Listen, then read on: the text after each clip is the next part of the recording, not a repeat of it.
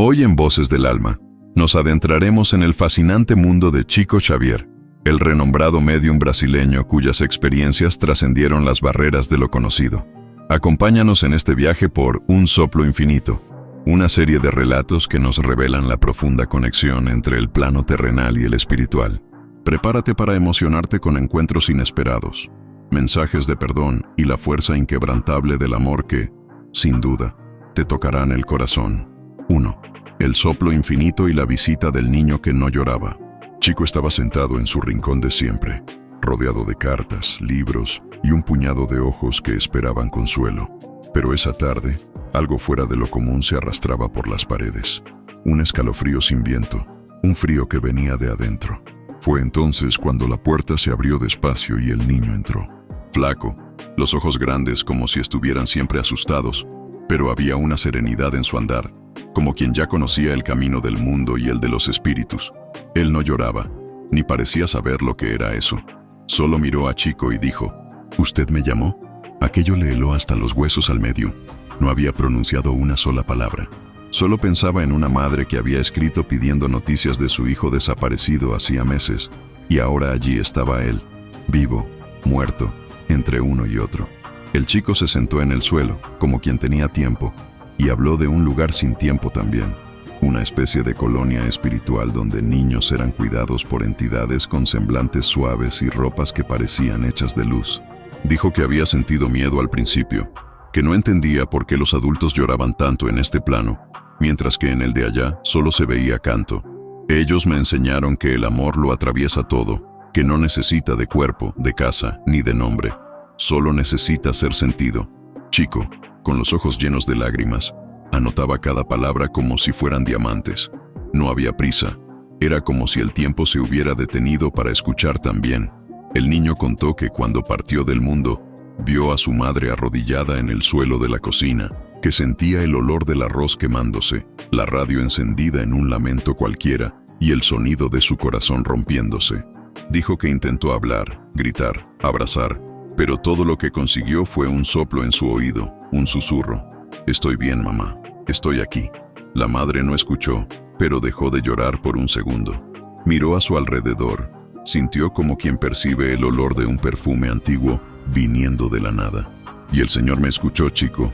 Por eso vine». Chico se quedó inmóvil por instantes. Solo entonces entendió. El niño no había venido para dar un mensaje. Había venido para mostrar que la vida no termina, solo cambia de dirección, que lo invisible no siempre es ausencia, y que los niños, incluso en el mundo espiritual, siguen siendo las chispas más puras de la creación. Fue entonces cuando algo extraño sucedió. El niño sonrió, se levantó, y antes de irse dijo: «Ahora es el turno de ella», y señaló a una señora sentada en la esquina de la sala. Doña Asira, 82 años, viuda hace más de 40. Nunca se recuperó de la pérdida. Siempre pensó que el amor verdadero solo existía en novelas de radio. Pero aquella noche, ella descubriría que el amor de su juventud todavía la esperaba en algún lugar donde el tiempo no corre y la nostalgia se transforma en reencuentro. Y es exactamente ahí donde comienza el segundo capítulo de este viaje espiritual. 2. La carta que nunca fue escrita. Vivieron un amor intenso pero breve. Él fue llamado para luchar fuera del país y prometió regresar. Juró entre lágrimas y promesas que escribiría una carta por mes. Una sola bastaría para ella aguantar. Pero la carta nunca llegó, ni él. Asira esperó. Un mes, un año, una vida. Chico, aquella noche, la miró con un cariño que no venía solo de él.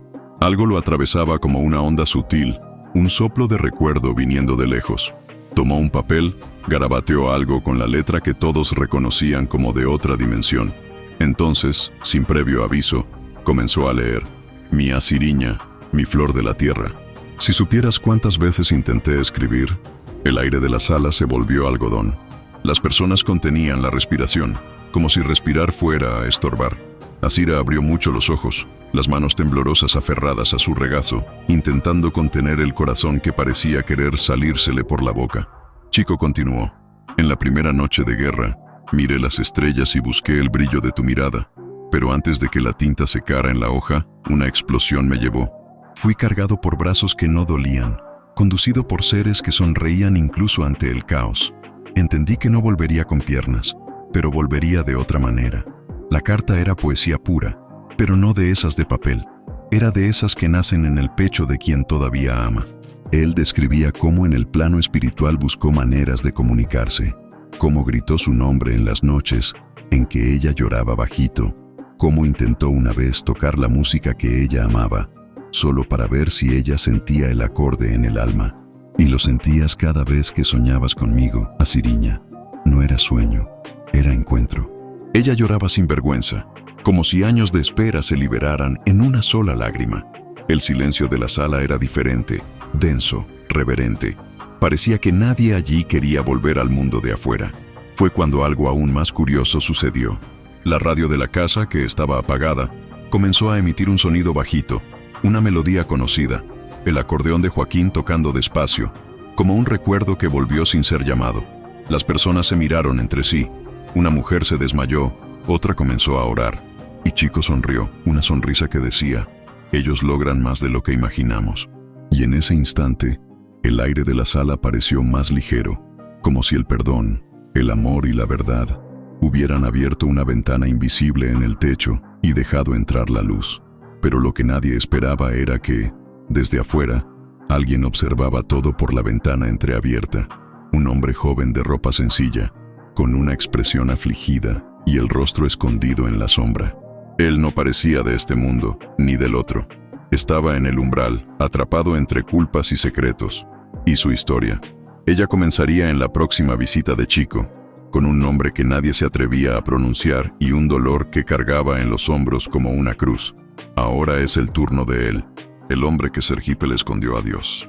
Aquella noche en que el acordeón sonó solo y la carta de Asira reescribió la memoria de un amor, Ernesto observaba todo desde la ventana, medio escondido, medio queriendo ser visto. Sus ojos, los ojos gritaban como quien ya vio demasiado, como quien no soporta ver más. Chico lo percibió, no dijo nada, solo lo sintió. Porque cuando el alma sangra en secreto, el espíritu sensible escucha sin necesidad de palabras. Y entonces, como quien no quiere la cosa, pidió que dejaran la puerta abierta aquella noche. Días después, Ernesto se armó de valor. Entró por primera vez, los ojos bajos, el cuerpo tenso como quien lleva una sentencia en el bolsillo. Se sentó al fondo, callado. Quería escuchar, o mejor dicho, quería ser escuchado sin tener que decir nada. Chico, en medio de la conversación con los presentes, se detuvo, respiró hondo y dijo: hay alguien aquí que todavía carga la culpa de un error cometido hace 22 años. Y esa culpa se convirtió en una prisión sin barrotes, pero con dolores que nadie ve. Ernesto se congeló, los dedos temblorosos, la respiración corta. Era él, solo podía ser él. Chico se volteó, encaró el vacío, pero la voz parecía venir de otro lugar. Me quitaste la vida, pero no me quitaste el amor. Y es por eso que volví. La sala quedó muda. Nadie sabía de qué se trataba, pero Chico sabía, y Ernesto también. Y allí, en medio de aquellas paredes blancas y sencillas, salió a la luz una historia que nunca había sido contada. Ernesto era camionero. Una noche lluviosa, con el corazón lleno de rabia, después de una pelea con su esposa, tomó la carretera sin mirar atrás y allí, en el kilómetro 78, se cruzó con una bicicleta, un chico de 16 años volviendo de la escuela. Él no se detuvo, no tuvo valor. La radio susurraba una música vieja y el parabrisas temblaba como si llorara por él. Desde aquel día no durmió más en paz. Chico, con los ojos llorosos, reveló: su nombre era Rafael y él está aquí, no para cobrar, sino para liberarte de lo que tú mismo construiste. Las lágrimas corrieron por el rostro de Ernesto como ríos rebeldes. El hombre cayó de rodillas, sollozando como un niño que se perdió de su madre. Y entonces Chico leyó el mensaje: papá, te veo por dos. La palabra cayó como un trueno mudo. Papá, nadie sabía. Ernesto nunca lo contó. La verdad, sofocada por la vergüenza, se escondió debajo de botellas, de ausencias, de miradas evitadas en el espejo. Yo entendí en ese instante que no querías matarme, solo querías huir de lo que te hería. Y yo fui solo el espejo de tu dolor. Chico, con aquella mirada que atraviesa la carne, respondió: Dios no olvida, pero espera. Y cuando el arrepentimiento es sincero, hasta el tiempo se dobla para acoger. Aquel día, Ernesto salió de allí diferente. No se perdonó de la noche a la mañana, pero descubrió que podía empezar, que la sombra más pesada aún le teme a la luz. Pero apenas sabía él que su presencia allí, en aquella sala, había tocado otra alma. Una muchacha sentada a la izquierda lo había escuchado todo. Ella, que jamás imaginó que tendría fuerzas para hablar, estaba a punto de romper el silencio que cargaba desde los 12 años. Y lo que ella tenía que decir cambiaría el rumbo de todos allí. 4. La niña que crea colores. Nunca hablaba, nunca sonreía, solo observaba como quien colecciona heridas, como quien aprendió temprano que el mundo no siempre es un lugar seguro. Clara creció en silencio, vivía con una tía distante, que decía que quien habla demasiado miente.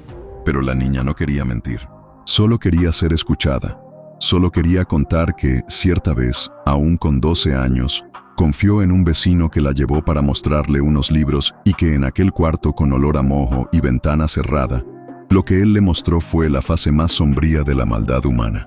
Ella nunca le contó a nadie, pero escribía. Por la noche, escondida bajo la manta, garabateaba en el cuaderno escolar frases sueltas, como si las palabras fueran cuerdas lanzadas al abismo. Cosas como, si yo desapareciera, alguien lo notaría, o mi alma grita pero nadie escucha. Aquella noche, en presencia de Chico Xavier, Clara no pensaba en hablar, solo quería estar allí, respirar un poco de aquella paz que él parecía cargar hasta en los silencios. Pero entonces algo comenzó a quemar dentro de ella. No era dolor, era voluntad, una fuerza que venía de adentro, pero que no era solo de ella. Era como si una voz dulce, maternal, le dijera, habla, hija, ahora es tu turno. Ella se levantó despacio. La voz salió pequeña, como quien pisa cristales rotos. Yo tengo algo que contar. Las personas se voltearon con delicadeza. Chico solo sonrió, como quien ya sabía. Clara comenzó a hablar a pedazos, con pausas largas, como si cada palabra tuviera que atravesar una montaña. Entonces ella contó del vecino, de la culpa, del miedo, del cuaderno, de las noches en vela, de los intentos frustrados de desaparecer, de los días en que miraba por la ventana el mundo continuar y pensaba, ¿por qué sigo aquí? El clima de la sala cambió. Un torpor se apoderó. Algunas mujeres lloraban abiertamente. Hombres bajaban la mirada y Chico escribía. Escribía con mano firme, como si alguien estuviera soplando cada letra. Terminó, dobló el papel y leyó. Mi pequeña Clara, no estás sola. Cuando pensabas que escribías sola, fui yo quien susurró cada palabra. Cuando mirabas al cielo pidiendo socorro, yo estaba allí con los ojos pegados en ti. Clara comenzó a llorar. No de tristeza, era un llanto de alivio, de encuentro. El mensaje continuaba. Fuiste herida, pero no eres herida. Sobreviviste, pero no naciste para sobrevivir. Naciste para florecer. Y a partir de hoy vas a empezar a entender que hasta las páginas más sombrías sirven para fortalecer la luz. En ese instante, un viento suave entró por la ventana, llevando perfume de flores que nadie había traído. Era la presencia de ella, la mentora, la guía, el alma que acompañaba a Clara desde antes del dolor. Chico se acercó y dijo, ellos quieren que escribas todo lo que viviste, no para revivir el dolor, sino para mostrar que no te venció. Clara sintió por primera vez en su vida. Sintió que podía, que debía, pero lo que nadie allí sabía era que, desde afuera, alguien escuchaba aquella historia con el corazón desgarrado. Un señor de edad con la mirada perdida en el suelo. Era el padre del vecino, un hombre atormentado por la culpa que no era suya, pero que de alguna forma también lo consumía, y la historia que lo envolvía aún estaba por ser contada. 5. El perdón que nació del silencio. Nadie sabía con certeza su historia, solo que aparecía cada semana como un reloj y desaparecía sin decir adiós. La noche en que Clara habló, Romeo estaba allí, y cada palabra de ella fue como una piedra lanzada dentro de él, porque el nombre del agresor era el de su hijo. Romeo no era el tipo de hombre que llora en público, pero aquella noche el llanto vino como una avalancha contenida. No se trataba solo de vergüenza, era un luto mal resuelto.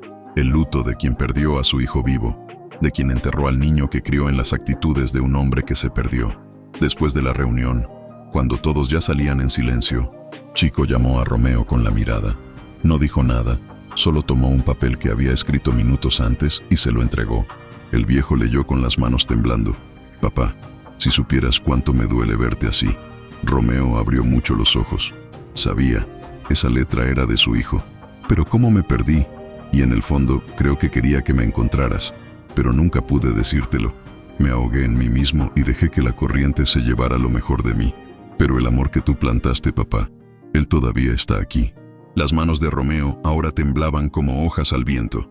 Lo que hice fue grave, imperdonable a los ojos humanos, pero el mundo espiritual no vive de condenas, vive de caminos. Y yo necesito uno, tu perdón, porque antes de que Clara me perdone, necesito aprender a mirarme sin miedo. Y el amor en ese instante bastaba. Fue entonces cuando Clara apareció, tímida, con cuaderno en las manos, miró para el viejo y sin miedo dijo: «Yo sé quién es usted, pero yo no quiero que usted se vaya porque usted también tiene algo que enseñar». Romeo, sorprendido, solo asintió con la cabeza. Clara continuó: «Usted es prueba viva de que hasta quien carga el dolor por tabla puede elegir ser cura». Silencio. Y en el silencio, un pacto invisible fue sellado. Aquella noche no tuvo final, porque los finales son solo pausas disfrazadas. Y en aquel centro espírita, donde las palabras se vuelven puentes y las lágrimas se vuelven semillas, todo continuó, incluso cuando parece haber terminado. Clara comenzó a escribir para otras niñas. Romeo volvió semana tras semana y pasó a sonreír con los ojos. Chico, este seguía oyendo voces que nadie más oía, leyendo cartas que cruzaban el velo de la existencia como hojas llevadas por el viento. Y entre una historia y otra, él decía: «El mundo espiritual no termina donde la vida acaba. Él comienza donde el corazón despierta».